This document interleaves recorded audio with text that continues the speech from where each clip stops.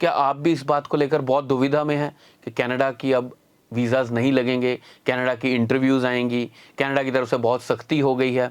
अगर हाँ, तो ये मेरी इंटरव्यू को ज़रूर सुनिएगा। ये 4-5 मिनट आपके कीमती समय में से लगाइएगा इसमें से, आपको बहुत अहम जानकारी मिलेगी। नमस्कार दोस्तों, स्वागत है आपका त्रिवेदी ओवरसीज़ के यूट्यूब चैनल पे। आज आपसे बात करेंगे कनाडा के बारे में। पिछले दिनों में बहुत एक अहोपाह की स्थिति, हिंदी में जैसे बोलते हैं, या कहें स्थिति ऐसी बनी हुई है, हर कोई डरा हुआ है। स्टूडेंट्स डरे हुए हैं, एजेंट्स डरे हुए हैं, बहुत सारे भी कनाडा इंटरव्यूज़ कर रहा है, कनाडा केसेस रिजेक्ट कर रहा है, कनाडा बैन कर रहा है। सो मैं आपसे बोलूँगा, डरिए मत, घबराइए मत।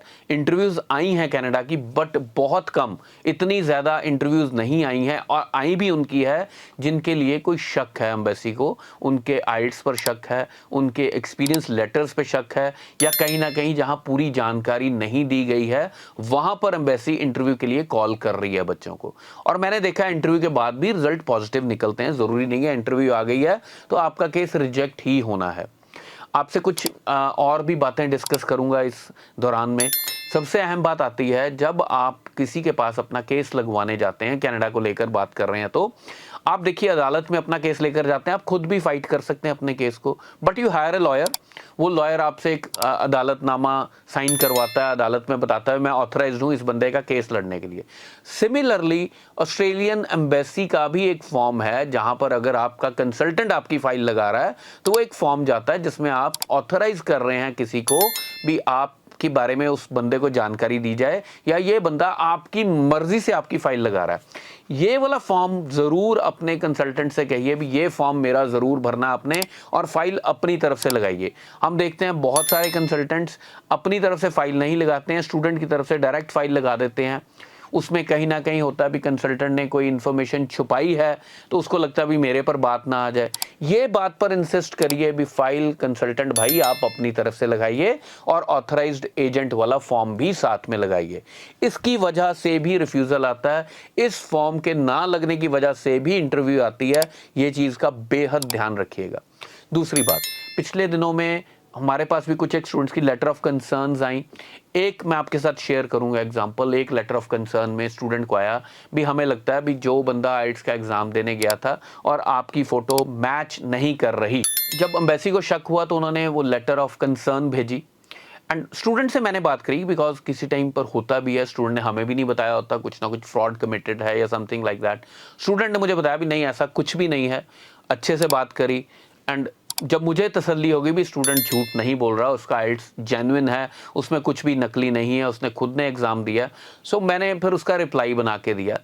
अब रिप्लाई में क्या था, बिकॉज हम अगर जो टेस्ट टेकिंग अथॉरिटीज़ हैं, आईडीपी है या ब्रिटिश काउंसिल है, if we go to them, वो हमें उस दिन का कोई भी रिकॉर्ड नहीं देंगे, उस दिन का कोई सीसीटीवी कवरेज नहीं देंगे जिससे हम एम्बेसी को प्रूव कर दें भी ये स्टूडेंट का जेन्युइन है सब कुछ। सो राइटअप पर ही सब कुछ डिपेंड करता था मैं क्या रिप्लाई बना के दे रहा हूँ। स्टूडेंट से बात करी, जानकारी इकट्ठी करी। स्टूडेंट उस दिन जो कपड़े पहन कर गया था उसको याद था, फॉर्चुनेटली उन्हीं कपड़ों में उसकी करंट फोटो भेजी, एक उसके आधार कार्ड पैन कार्ड की कॉपी भेजी हुई। देखिए मेरी तो फोटो इसमें भी आपस में नहीं मिलती है, बिकॉज डिजिटल फोटो का किसी टाइम पर सही नहीं आता है, पिक्चर सही नहीं आती है। एंड आपके पास एक्सेस है सीसीटीवी कैमरास की, उस दिन के टेस्ट सेंटर की, आप खुद चेक कर लीजिए।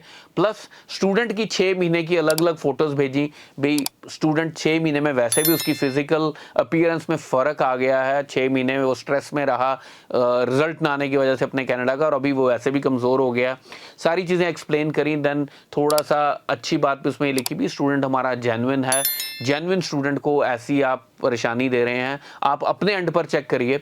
सरप्राइजिंगली विद इन 20 डेज उस स्टूडेंट का वीज़ा आ गया। एम्बेसी ने एक्नॉलेज किया भी इसका आइल्स जेन्युइन है। हालांकि हमारे पास कोई ऐसा कंक्रीट प्रूफ नहीं था, but we put our case. Embassy ने खुद अपने वो प्रूफ्स देखे होंगे, उसको सीसीटीवी कवरेज भी डेफिनेटली देखी होगी, and then they matched everything and the student got through. जब भी कोई लेटर ऑफ कंसर्न आती है या इंटरव्यू आती है, तो पैनिक करने की बजाय प्लानिंग करें।